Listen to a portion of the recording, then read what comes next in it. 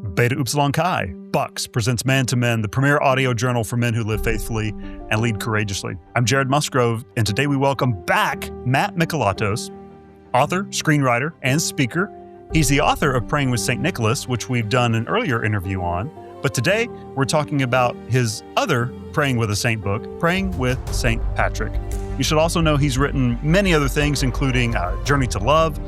He has bylines across Time Magazine, Relevant, Nature, Writer's Digest, Daily Science Fiction, and that's just to name a few. Welcome back, Matt Mikalatos.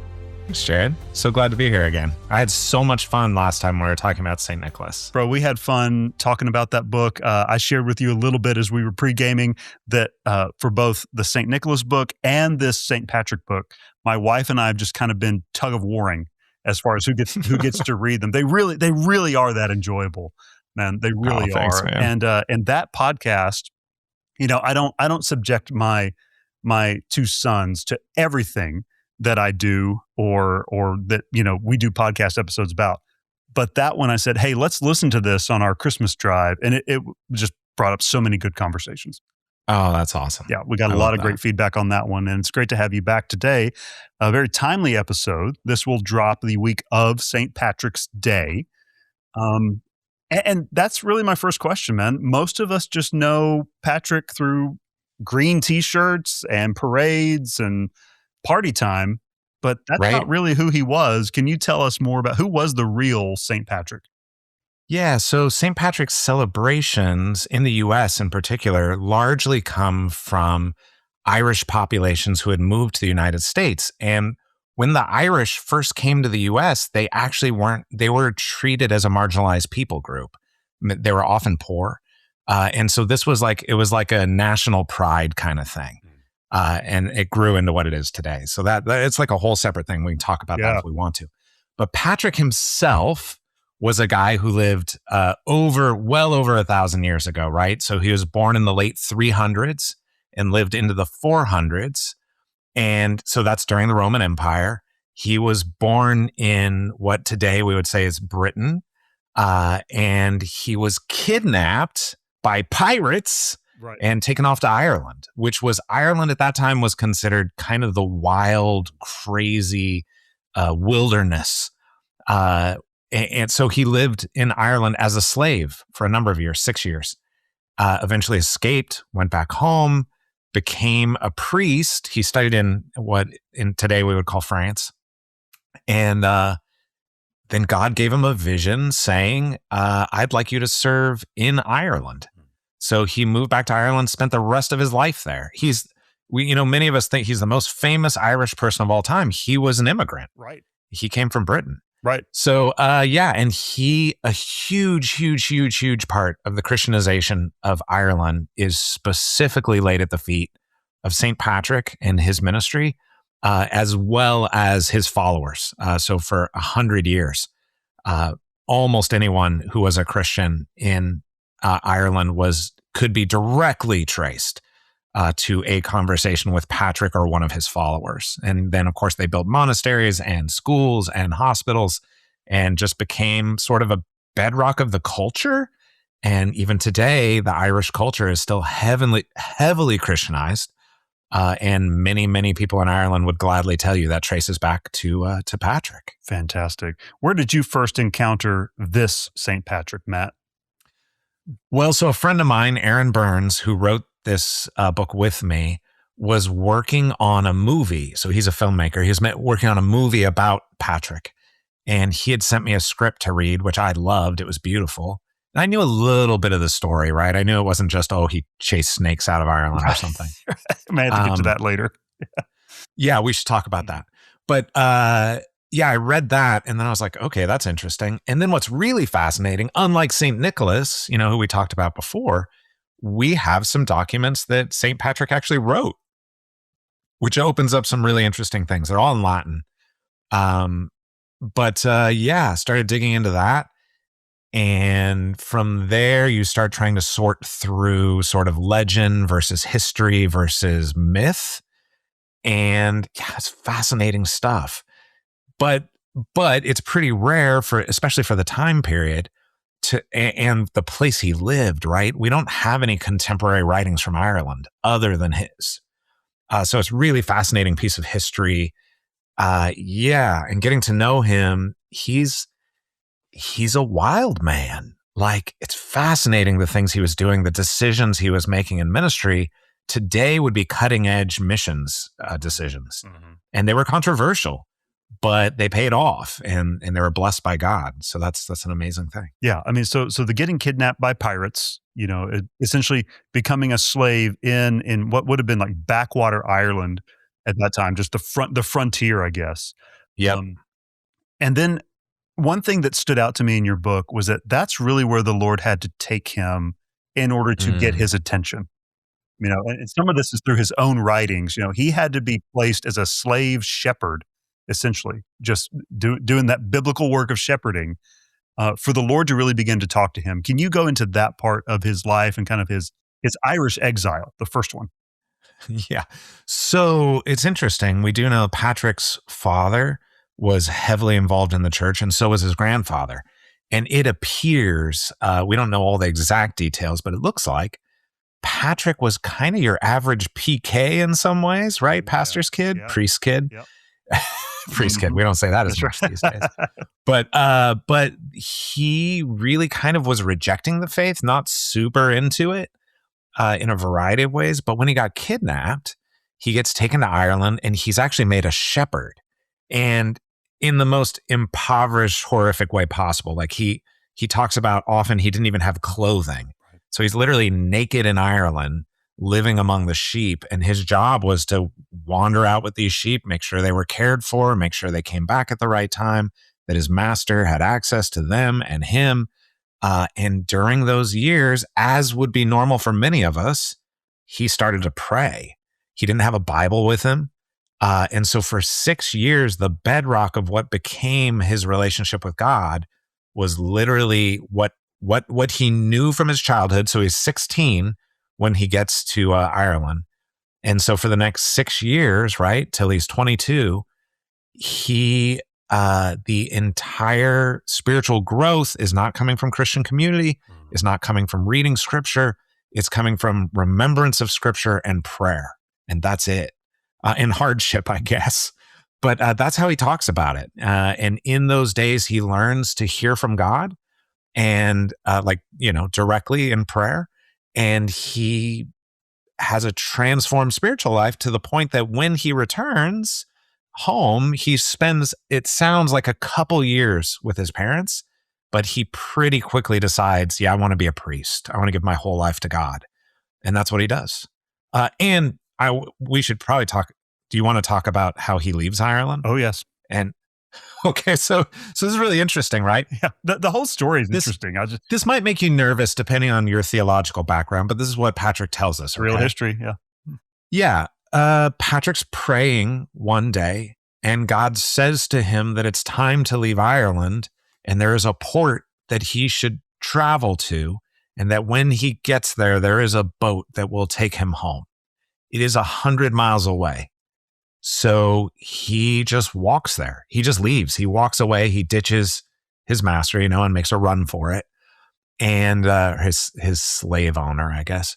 But yeah, he gets to the coast and there's some troubles along the way. But basically, he had this supernatural moment that God said, time to go find this boat. And he obeys. And that's how he leaves, which is, just shows the depth of his spiritual connection, right?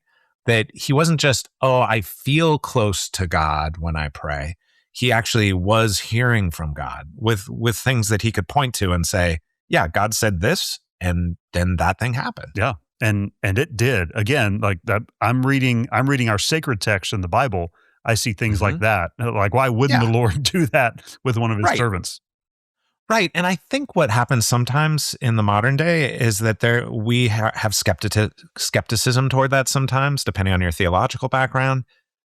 But I think most of us, I could be wrong, could look at things and go like, well, if I didn't feel so awkward about it, that's kind of what happened this one time when I was praying and God said this. Like, maybe that's actually what happened, right? And I think Patrick was never embarrassed by that. And he tells crazy stories of what he sees in his visions and dreams. Like stories that I'm like, okay, that's weird, Patrick, but like whatever. God speaks to us all the way that we can best understand. That's right. That's right, man. And that's one thing that stood out to me about Patrick and his faith. It really was forged in captivity and suffering. And you got one thing I love that you guys do in the book is that you can really read the book so many different ways. It's so much fun because it's kind of a choose your own adventure. Yeah. It really is. You've divided it in a way that I can read it straight through and get the Patrick story and all the twists and turns, and it reads almost like a novel. Yeah. In that way. And it, like, honestly, guys, like, it's worth the price of admission. But then I feel like I'm getting a second book that I can turn to at any time where, hey, what are prayers that I can pray when I'm feeling, this way, or I feel disappointment or dryness, or I'm struggling.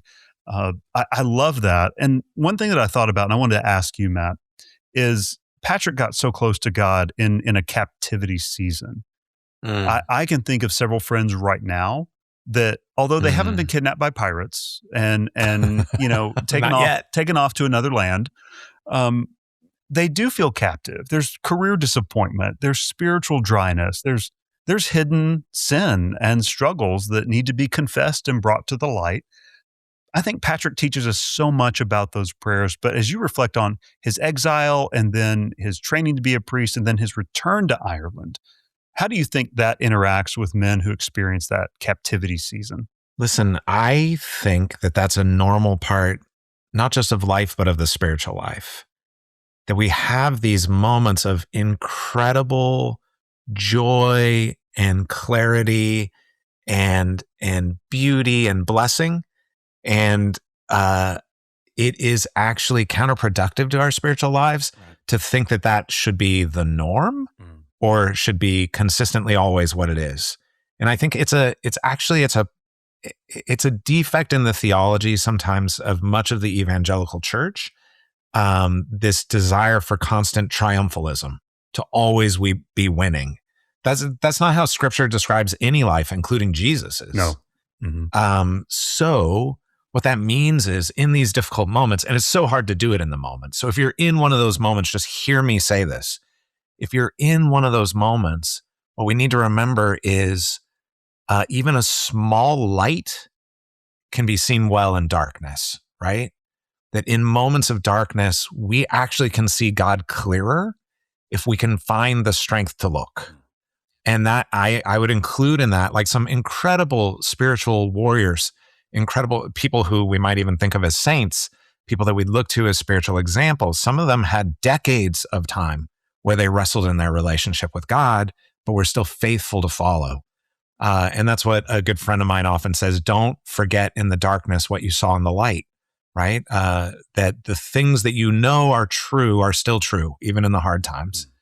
And that in the midst of those times, it is okay. I think the second thing is, it's okay to be really honest too. We see that in anyone who Scripture says is close to God, that in their hard times are like, God, this is really hard, and I feel like you're partly to blame, and that's awful, and I hate that. Like, you say you're good, where's the good? They're not afraid to bring those things to him. Now, God's response varies depending on the story, like, I'm sure, because he knows their heart. But I would just say sometimes too, we're encouraged to hide when we're in those places, and that will keep you longer in that space. It really will. Being honest with yourself, with God, with the people around you who love you, are the things that move us toward freedom. Well said. Well said. So Patrick was led by God to his freedom from the people who enslaved him. He gets back home, like, he's made it. He's given his life to God. And then this incredible decision comes, I would just say, comes upon him, and you can talk a little bit more about that, to actually return to the people who enslaved him and to minister to them. How does that happen? I mean, there's one way of looking at it, that this is like, it feels like a practical joke from God, right? Like, you get kidnapped, you're in slavery for 6 years, you finally get out, you think, oh, I'm going to be a priest and serve in the church. And then God says, what if you went back to those people who kidnapped you and lived there for the rest of your life, as if you never left? Amazing. Like, why would you do that? But what happens is Patrick has a vision from God And I love we don't have to get into all the details about it, but basically what happens is there's a young child in the vision who says, "Holy boy, come back to us." Essentially, like, we have no one, very similar to Paul has a vision like this, right? Please come to this place and help us. Yes. They're saying to him, we have no one to lead us in the truth of God. We want you to come back. And, he doesn't talk much about wrestling with God in that moment. He talks about obedience. So of course he goes back. And what's interesting is, right, this guy who was a slave for 6 years really enters the culture of Ireland as a servant. That is his continual mindset and posture toward the Irish people. He doesn't come in as the all-knowing, knowledgeable guy. He comes in and says, I have ways I can help if you want it. It was really beautiful. So what's beautiful to me there is what draws Patrick back is, there's the vision for sure, the obedience to God, but the entire vision is couched in the language of compassion. Look at these suffering children who are in need. Will you not think of us and come and help? Which is pretty beautiful. Yeah. Oh, man. Well, and that's not just, there is much obedience to that. There's also a great courage. It just says so much about his walk with God, how he hears from God, the impact of his ministry in Ireland. You had shared a little earlier, and maybe this is where we pick up on the snake story or not. But can you talk about those years of him serving as an embedded missionary there in Ireland? Yeah. So he arrives in Ireland, and remember, they didn't speak English at this time in Ireland, right? But he already knew some language from his 6 years embedded in the culture. And the Irish culture at that time was legitimately, the word we could use is pagan, right? It was Druidism was a majority religion. There were kings, but not in the sense you would think of. They like owned a certain area of land, took care of people. They weren't necessarily good, kind-hearted people. They were warriors who took care of a section of place. There was, according to Patrick, there was human sacrifice, mostly of children, happening at the time. Like the king's daughter would be sacrificed, things like that. Slavery, of course, was rampant. Poverty was rampant. Violence was just a way of life. Some people barely had food to eat. So he came into a culture that was in massive crisis. And so it's interesting, he starts making missionary decisions. So there's different approaches, right? Like one approach would be, I come in, I build a church that looks like my church back home, and I just share the truth with people, and maybe someone comes on Sunday, and maybe they don't, right? That'd be one approach. Or I just try to tell people the truth about Jesus. And there's nothing wrong with that approach, right? That is an approach many missionaries have used throughout history. But Patrick does something different. What he does is, one, he looks at the culture of Ireland. He probably wouldn't have used these terms. He looks at the culture of Ireland and says, how do I explain Jesus to them in a way that matches their understanding of the world? So much of his discussions of Jesus are heavily weighted toward the natural world, like Druidism is. So he would talk a lot about God's presence in nature, how nature praises God, those sorts of things. And then the second thing is, he looked for needs in the culture and then he met them. So one of the things he did that was very controversial in the church at the time is he went around and just bought a bunch of slaves and gave them their freedom. That was one of his mission strategies. He was like, oh, being a slave's terrible. I know personally. He's like, I'll buy that one and set them free and they can do as they wish. You don't have to join the church. Many of them did, because why wouldn't you at that moment? But yeah, so, and a variety of controversial things like that. The way he interacted with people in poverty, the way he interacted with slaves, with women, with orphans, all of it was stuff that everyone was like, what are you doing? You are kind of breaking the rules of how we interact with folks like this. And Patrick would just say, yeah, I saw their need and I met it, right? That was one of his philosophies. Oh, incredible. And so tell us about chasing snakes. Okay. Fact or fiction? I mean, it's definitely fiction. We don't see those stories. So again, Patrick's in 400, right? We don't see those stories really gaining any ground until around the medieval ages. And medievalism is very focused on symbolism. So a lot of times, and medieval people would have understood this. We struggle with it. We're like, snakes? What? What's happening? A medieval person would have immediately understood. We're not saying, oh, there used to be a million snakes and now there's no snakes. They would have been like, oh, snakes, evil powers. Oh, Patrick was throwing out evil powers. Great. And that's what the story is actually about. It's a medieval story that's saying Patrick was someone who came to the lion's den, right? To the serpent's nest. And he kicked them out of Ireland and Christianized it. That's all the story means. And it was never meant to be taken historically by anyone. So it was, it was meant to work on a symbolic level. And it works, right? There's a reason that you ask anybody, tell me 3 stories about Patrick. They'll be like, I don't know, the snakes thing and maybe shamrocks and green beer. Exactly. You're kind of lost after the second one. But yeah, so that story is it's an invention of medievalism to talk about how amazing it was that Patrick himself, just by himself, was kind of the key person that God used for the Christianization of Ireland. Yeah, just the building out of that legend. One of the other things I think a lot of believers may know about Patrick, but they may not know directly, and you guys talk about it some in the book, is the breastplate prayer. Christ before me, Christ behind me, Christ above me, Christ below me, on and on and on. I'm sure one of our listeners, out of the multiple thousands of guys listening in, someone has this cross-stitched somewhere in their house. Or grandma. You guys write about the prayer not just as a comfort, but really as an armor, and thinking of it that way.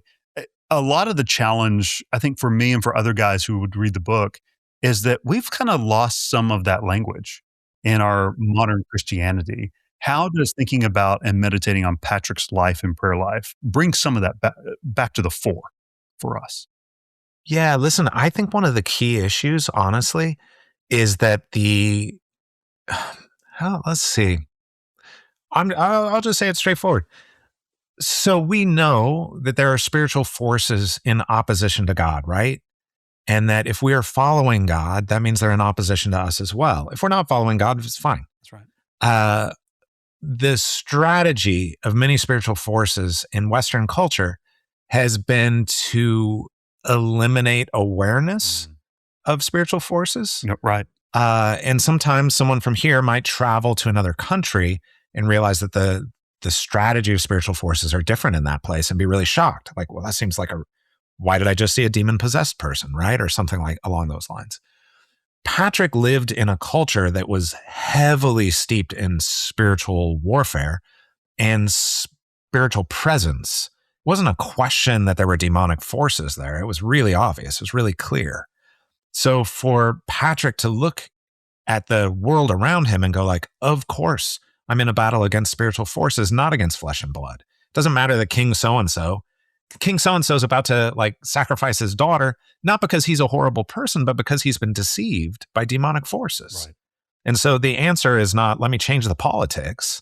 The answer is, let me enter into spiritual worlds and do battle and bring this person to freedom so that his daughter can be protected, saved physically before she's saved spiritually, right?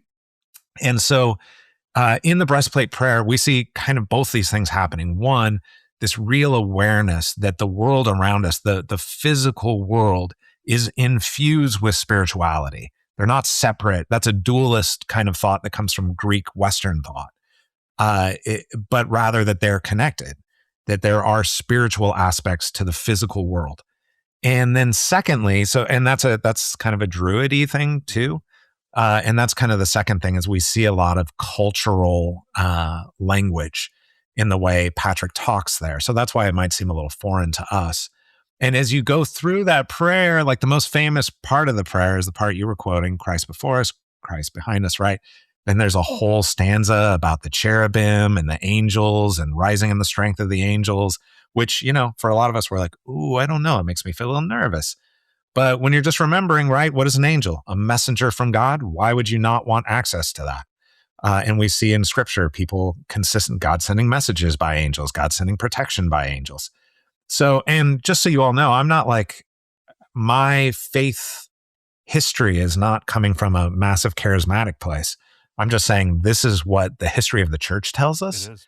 And this is what our experience tells us, I think, when we're paying attention. So knowing all that to say, knowing the spiritual strategy in our culture is bent toward moving us toward unawareness of what is spiritual. I think something like Patrick's prayer, what it does is it gives us a touchstone to look at and say, okay, what am I missing? When I'm praying this, what is Patrick reminding me might be happening in the world?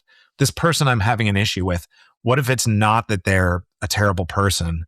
What if there's something spiritual involved here? And how does that change my approach to this relationship? Man to Men is made possible in part by our partners at Southern Seminary. Guys, when your ministry calling is serious, the people who prepare you matter. At Southern Seminary, you'll study under pastors, scholars, and faithful leaders who've guided generations of gospel ministers. They are known for teaching God's word with clarity and for living it out with integrity. If you're ready to be trained by a trusted faculty for a lifetime of faithfulness, start your MDiv at Southern Seminary. Visit sbts.edu/MDiv.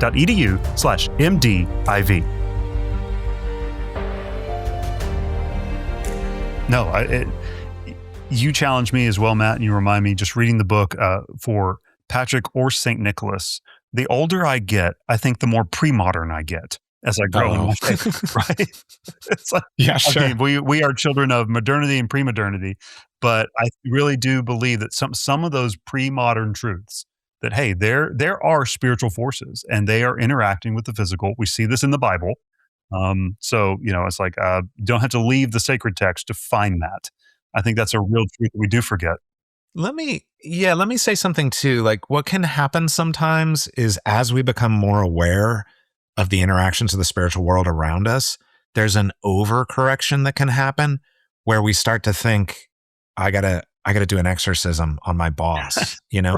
Like, we start getting to this place that we're like, everything is like, we have to take it to extremes, or we start becoming overly interested in those things and like studying demonology or something. Right, or devil behind every flat tire kind of idea. Yeah, but what we see in Nicholas, what we see in Scripture, what we see in Patrick, all examples of the most committed people of faith, is not a movement toward more ritual or more understanding of demons or spiritual worlds, but rather, as Jesus teaches, right, that the Christian strategy of response to demonic strategy is to love others well. Amen. That's what Nicholas does. That's what Patrick does. And so, like, for example, I recently had a situation where a bunch of church folks, we're all believers, we don't go to the same church. There was one person that was causing a lot of conflict, and someone said, I think we need to have an intervention and do like a spiritual, like, this person's more charismatic than me, but they're like, we need to cast out the demon, right? We were talking about it, and somebody said, maybe, but also if there's a spirit that's harassing this person in some way, aren't they telling them lies? And maybe we should instead show honor and love to this person and see what that does first. And that's what we did. We actually, in the next meeting with that person, without saying anything to them, we just decided together we would all just at some point in the conversation go out of our way to praise this person for good things they'd been doing and like thank them for how they had been involved in things without, not that there weren't other issues, there were, but just like as a corrective to what might be happening spiritually. And it created a radical change. Yeah. And was that a spiritual thing or an emotional thing or a physical thing? Like, probably all of the above. Yeah, all fused together. But just for us to rearrange our hearts and to look at this person through God's eyes and go, what is their need? What is causing this behavior? How do we love them well in the midst of this? Now, sometimes that might be being honest with them about what you're experiencing or whatever. But in this example, it was like, I think they just need to be reminded that they're doing some amazing things and they don't need to be afraid of how they're interacting with us because we're really thankful for them. Oh, that's a good word and a good challenge. It's very much in the vein of, yes, Jesus and his example, but also Patrick walking out his example. One thing that stood out to me and challenged me is that when Patrick went back to Ireland, he didn't do it in any kind of institutional power. No. It's like he even though he had that, right? Right, Like he came right. as a representative of the church. Exactly. I mean, but he didn't show up with that. He's not got the funding or the backing or the building program or, those kinds of things, or even, tracks to use. He is just showing up sustained by the power of prayer. How do you see in his life, and maybe in the life, because you've also spent some time in the mission field, how do you Sure. see the power of prayer sustain influence without that kind of institutional control? It's interesting because people like Patrick and various types of missionaries, this is pretty common actually. What happens is you go to this new culture and you realize that God is calling you to do things in a little bit offbeat way, not hurting anybody. I'm not saying things like that, but like Patrick, right? Where he's like, yeah, I'm not going to dress in all my robes to start. I'm going to dress like anybody else. I'm not going to, I'm not going to do they probably didn't even call it mass yet, but he's not going to do services the same way that everybody else does. He's going to do it in an Irish way. And what actually happened was the people responded, and the authorities in the church were the ones who were concerned because it was so different and it felt like it was maybe outside of bounds. And what ends up happening for Patrick is he has someone who's an old friend kind of betray him and report him for something that happened years and years ago. We don't even know what it was, but back to the church. So the church actually sends people to go get him and bring him back to stand trial, which he was very hurt by. And he writes about it at length in his stuff. But I think that's where we start getting into the prayer piece, right? In the sense that there are times where the prayers, I guess actually that's a good example of remembering that it's a spiritual battle. It's not a battle with these people, right? You would expect some people to be against him in Ireland, and there were some. People being against him in the church, you'd be like, why are you against him in the church? All these amazing things are happening. Well, of course, that's spiritual too. And that's at the end of the day, that was Patrick's response. Like he kind of said, I'm going to leave this to God to sort out. I'll tell you what happened. But I'm not particularly concerned with protecting my reputation. And I think my wife and I experienced that on the mission field, right? That at a certain point, we were reading the story. I can't remember. It's Joshua. When Moses dies, he hands things over to Joshua. And then a while later, God says, okay, now I'm going to exalt you in the eyes of all Israel. And they're going to see that you're the leader. He already was the leader. Yeah. And we kind of were like, you know what? We're not responsible for our reputation. We'll let God take care of that. We'll just do what we're supposed to. And let people feel and think what they do. As long as we're being faithful, that's okay. And yeah, sometimes it's just a misunderstanding. Sometimes it's people looking for power. Sometimes it's people who are jealous. But the answer to all those things is often to let God sort it out in time. Right. Not always. I mean, sometimes God will say, hey, take care of this yourself. Right. Give you direction. Yeah. But Patrick's a guy that I have begun to, and your book has given me so many insights on just how he navigated some of those waters. One thing that stood out to me in the book, but also as you're talking about it, because you've mentioned several times about your own Christian community and the importance of that. One thing that stood out to me at the end of the book was the prayer that you guys include, a prayer for being honest about oneself. And I know. Did I get you on that one? I'm like, let me open my book. It's near the end as you flip there, but I'm gonna read the Patrick quote that so resonated with me. This is Saint Patrick writing in his Confessions. Although I am imperfect in many ways, I want my brothers and relations to know what I'm really like, so that they can see what it is that inspires my life. It's beautiful. When I read that, I texted that to probably 5 different friends at that time. I was just, just this movement of God in Patrick's life. Also, it came about because of, yes, God speaking to him and moving in his life, but Patrick's own obedience, his courage, and his vulnerability, even as shown in that quote. I wanted to talk about that and just see if you had anything to add to that, thinking about Patrick, or even just how we live and move and be in Christian community. Yeah. It is a great quote. And I think goes to what we were just talking about earlier, right? Like when we hide, it's very difficult for us to grow, and it's difficult for us to be in true community. Patrick was pretty upfront with some of his failings. He says in his own writings, he's like, look, I know I'm not the best scholar. I'm not, he wasn't a theologian sitting around somewhere. Mm-hmm. People are smarter than him. They have better Latin. They have better, et cetera, better theological training. But I think what we do see in Patrick over and over, and same is true of Nicholas, I think Patrick saw himself as a shepherd his whole life. He had spent 6 years as a shepherd, and he knew what that meant. It meant feeding for and caring the sheep, protecting them from harm. And he took that same mindset into his church life. That over and over, how did he do outreach? He fed and protected the people around him. He made sure they were safe. How did he take care of them after they converted? He fed and cared for them. He protected them and made sure they were safe. And there were terrible things that happened. Some soldiers came through and slaughtered a bunch of his people at one point, and he went after the guy who had sent them. He wrote a really strong letter to this guy and was saying, like, yeah, God is not going to be okay with this. He's not going to sit idly by while you're murdering people, right?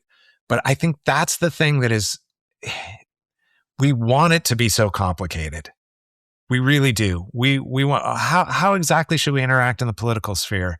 What do I do when my child is experiencing this difficulty? What do I do in this relationship when a hard thing is happening? What if this is falling apart at my church? And we built shelves and shelves of Christian books to answer every imaginable question. And and it's a little ridiculous. Those things are helpful. So I'm not saying throw those out, but I'm saying at the end of the day, so many things would be solved if all of us could see the places that we're not like Christ and move toward loving God and loving each other. Yeah. So, and I'm not saying that's easy. I'm saying it's a simple concept. So, and I think that's what I like the idea that Patrick at the beginning of his life, when he's 16, becomes a shepherd and really never quits.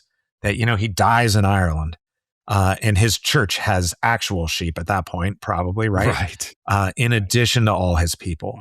And that's beautiful. He just keeps taking that idea, the good shepherd. What does the good shepherd do? And he keeps taking that idea and saying, okay, I want to be a good shepherd too. Now, you say it so rightly. Easy enough to say, simple concept. Oh, yeah. But one thing that I love that you guys have given us in both the Patrick book and the Nicholas book is these stories help our imagination for what that looks like with skin on. Like you've really given us a gift in these things, Matt. I wanted to ask a bit more on the personal side for you and professional side. You have been a missionary. You've been working in screenwriting, novels, graphic novels. So how does prayer shape and lead your creative process? Oh, I mean, this is one of those let's be honest moments. Not as much as it should, I think, is the answer. I was in Malaysia 2 weeks ago for a film we're going to be shooting, a Christian film, actually. And Malaysia is a majority Muslim country, beautiful country, amazing people. So I was hanging out with a lot of Malay folk while I was there and realizing, like, wow, I'm going to potentially be there for 2 months later this year. And I was like, I'm just not really where I need to be spiritually to minister well to the men and women that are going to be my friends here. Like, I need to it's not even a growth. I mean, it's probably a growth issue. I'm not a particularly disciplined person. So on a lot of topics. So I don't have like every morning I get up and do my 5-minute devotional, like some of my friends who I'm like, wow, it's amazing. Good job. So yeah, I need to grow in that. I do think here's where my prayer life is consistent. A couple places. One is I really do care about the people I interact with. I pray for them all the time. Just got off the phone with an editor friend this morning that we were praying about an issue they're going through. I interact with a lot of folks who don't know Jesus and have a lot of troubles in life, and I pray for them consistently.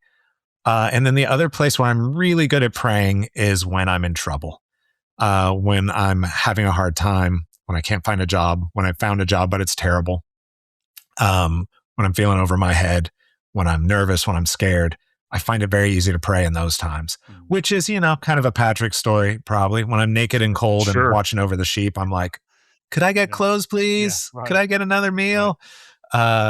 So yeah, I think what I've been working on, what I'm working toward is trying to be better about having a prayer life that is consistent and informed not by my needs or my friends' needs, but by just the fact of relationship, right? Sometimes are better than others for me. So I don't know. I don't know if that's a helpful answer, but that's probably an honest one. That's beautiful. I love your honesty and your vulnerability. It really does shine through. I do have maybe an equally vulnerable question for you.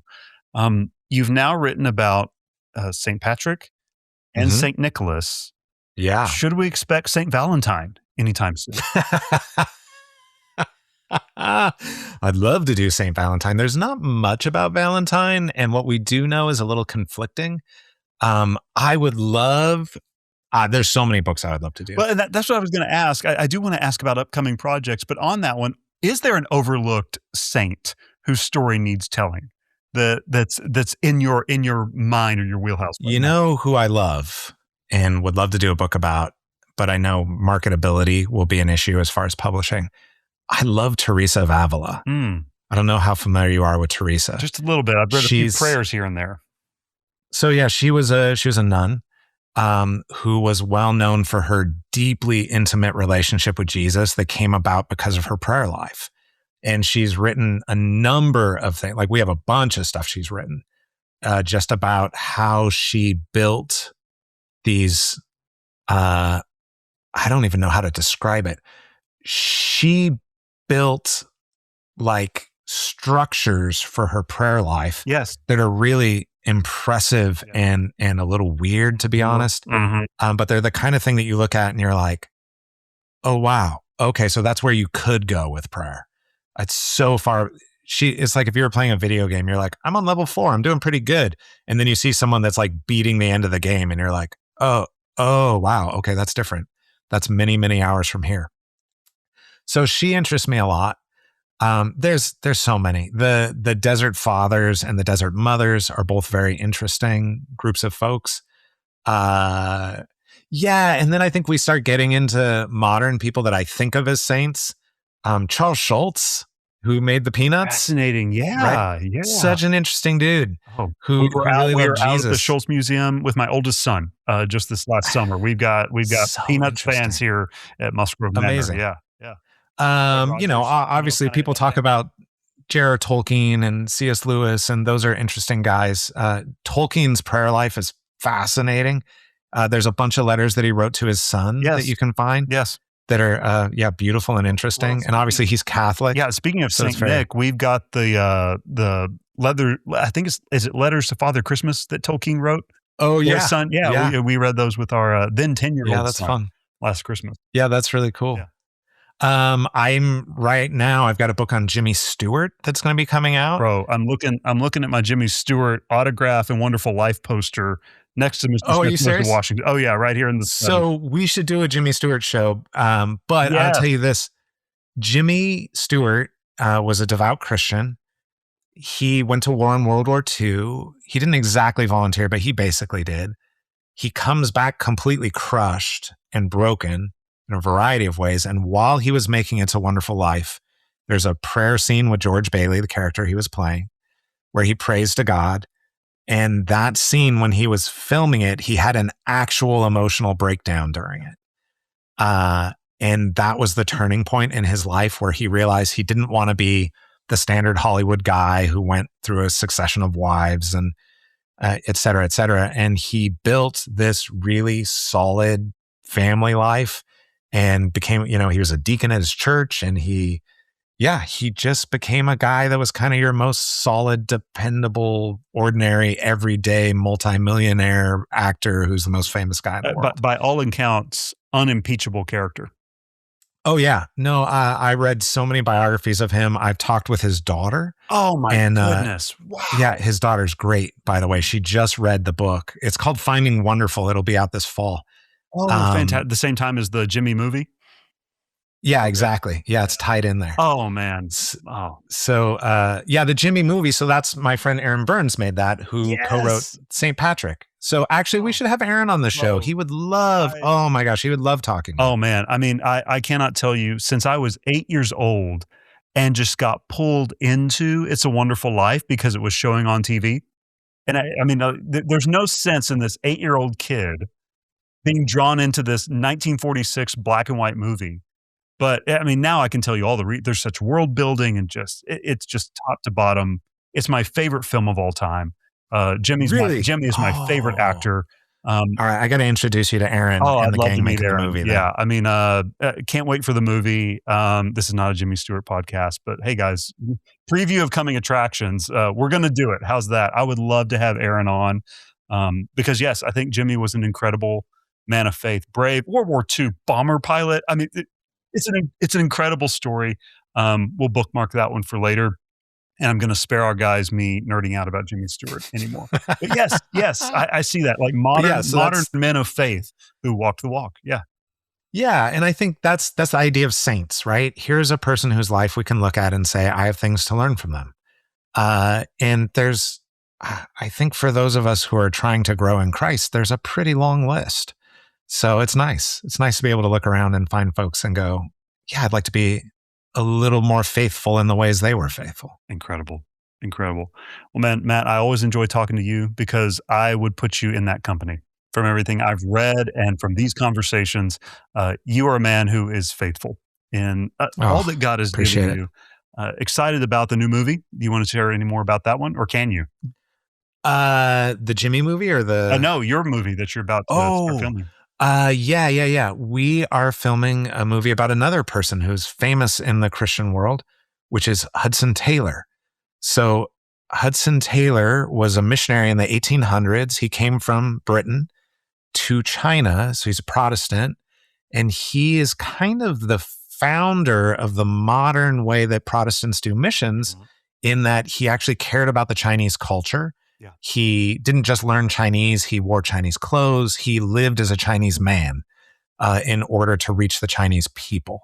So he founded an organization called the China Inland Mission, which ended up thousands and thousands of people have come to faith over the years through that organization. So we're doing a movie about him, and it's really interesting. He was actually British, but he was anti-colonialist. So the British government was coming in and purposely getting people addicted to opium to push the price of various things like silver down. And Hudson came in and said, that's evil, that's wrong. Yeah. So he started hospitals, he started schools, he started churches. And really similar to the guys we've been talking about, he said, how do we care for and love the Chinese people? So incredible guy. Fantastic. Heroes of the faith.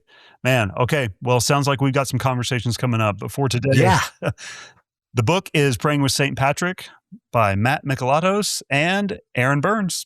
Thank you, Matt, for coming on. We'll talk to you soon. My pleasure. Man to Men is powered by Beta Upsilon Chi, commonly referred to as Bucks. What if I told you that one of the most spiritually transformative places on a college campus might not be a church program or a campus ministry, but a fraternity?